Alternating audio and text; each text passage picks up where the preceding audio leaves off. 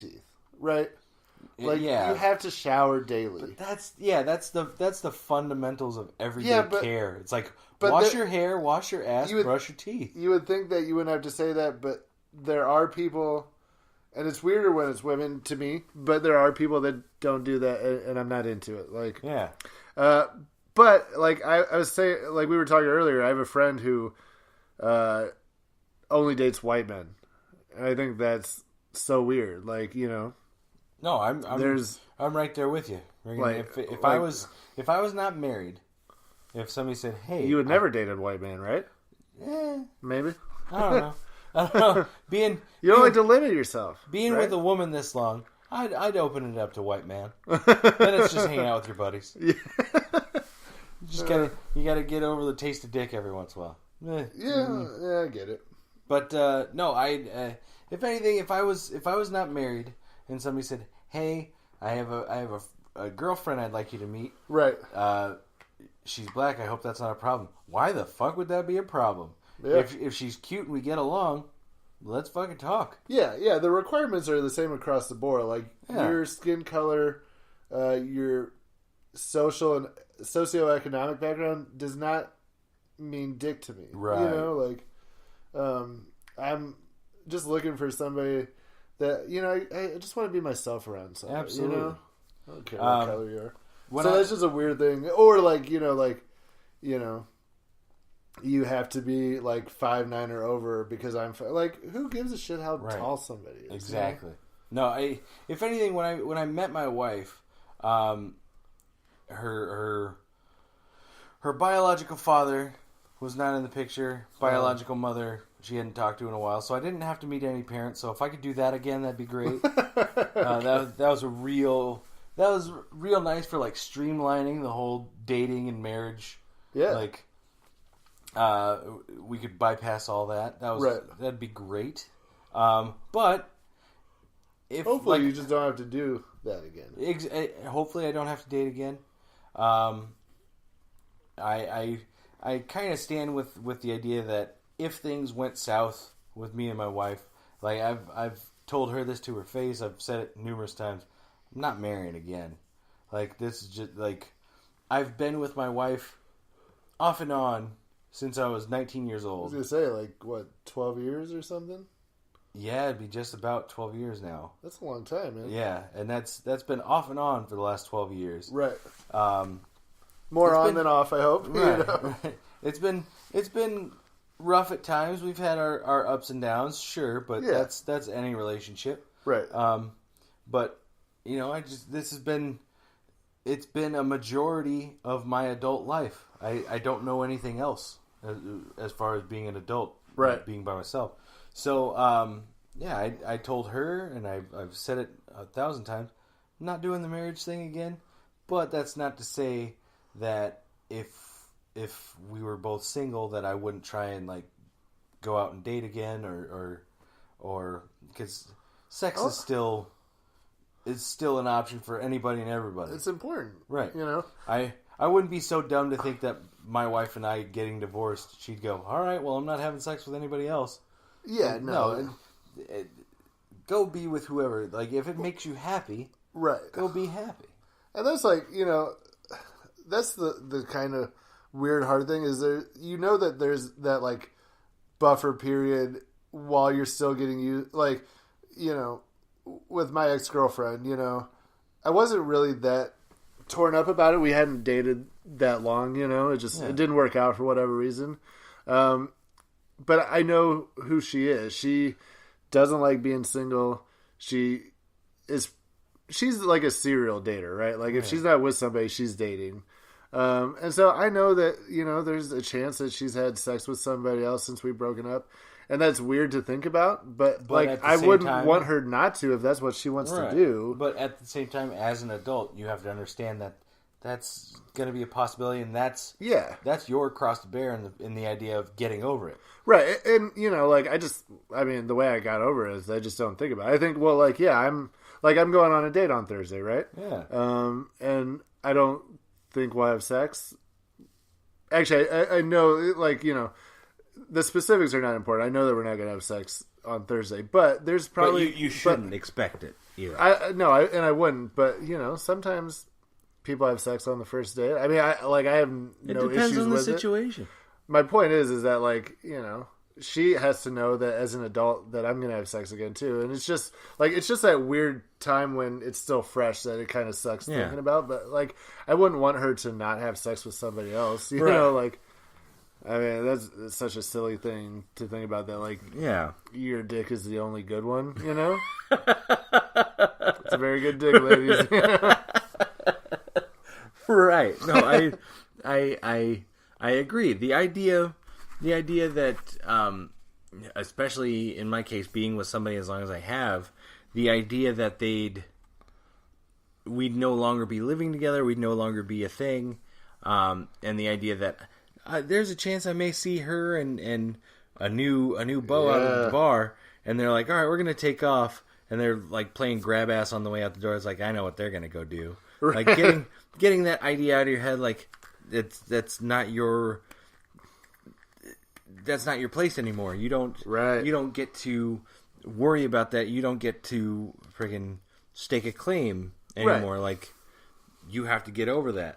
Yep. And I don't know, I feel that if I don't know if we went down that road. Hey man, don't go down that road. Right, you don't have to worry about any of this. But it's at the same time as it's an adult, a possibility. At the same time as an adult, you have to understand that that's always a possibility. Something could go wrong. Yeah. We're humans, so something could get fucked up to the point where the other side is I can't do this anymore. Yeah. So it's always an option. I wish it wasn't. Yeah. Because then you could just cut that out and be okay, I never have to worry about that because whatever fictional universe dictates that can never happen. But it can happen. So you always. But I think that's what keeps married people kind of grounded is the idea that no matter what, you have to be up on your game, or you have to be paying your bills and bringing something back into the house. Otherwise, your partner may look at you as dead weight that they have to cut out. Well, I think that's a good analogy, for relationships in general. Is that we have these things that we do every day, every week, every month. You go to work, you pay the bills, you balance the checkbook, whatever it is. And that's a good analogy for what relationships are like. You don't you're not coasting. You can't coast on last month's accomplishments, right? Relationships have to stay fun. They have to stay relevant. And you have but they also have to stay productive.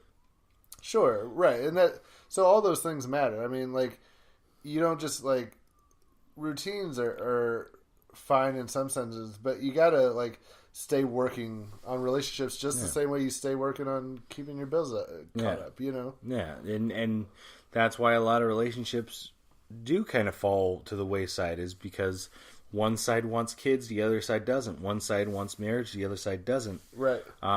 And whereas those people that don't want marriage or don't want kids look at that my life isn't over just because I don't get married or don't have kids. Right. I'm still going to keep moving on. Whereas the other side looks at marriage and kids as an accomplishment on their timeline. Yeah. Not exactly the finish line, but hey, if on the way to the finish line, this person's saying I can't have this accomplishment with them, I'm going to go find that somewhere else. Right. And it's a lot of people are looking at relationships as being an endurance race. Yeah. How long can we stay in this bad boy?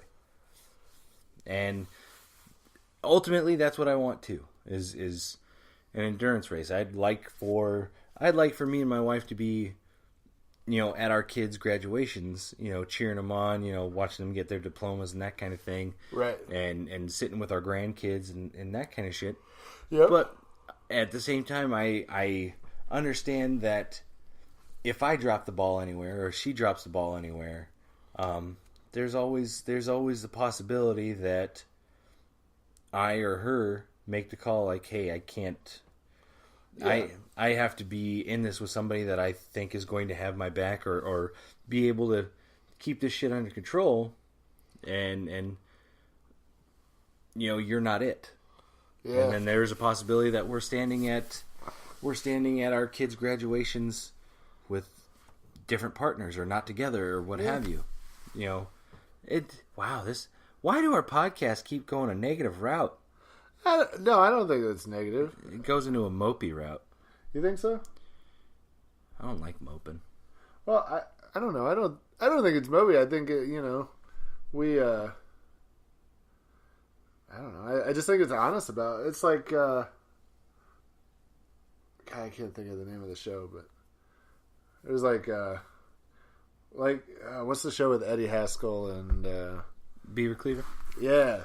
Leave it to Beaver? They always like went through something, and then at the end they're like, yeah, but you learn that. That's, to me, that's what a lot of life is about, is you going through hard things, talking about hard things, coming out the other side a better person than you were before. And I don't think that's mopey. It's, we joke a lot, but I like that we can have serious conversations, because life is just not always it's not always all a joke. You know what I mean?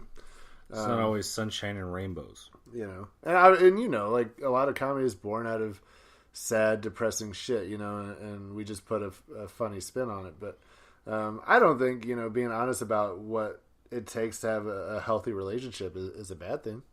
No, I would like to think that in order to get to the final picture, you have to go through not only the positive but the negative. Right. So, I mean... Hey, the picture and then the positive and the negative. God damn it. Good job, I didn't mean to pun it. But you did. You're so good you don't even know when you're doing it. I fucked up. But yeah, hopefully that final picture has everything the way it should be. Not I don't know. Look, I don't know how to end that. Yeah. The point is that I'm single, ladies. Yeah. Like, get with your boy. He can bring you food. He can make you giggle. Find me on Facebook or Twitter or Instagram. Yeah, Jake is on Facebook at I don't know, just look for the Mikey McDowell. Look for white chocolate. Look for white chocolate.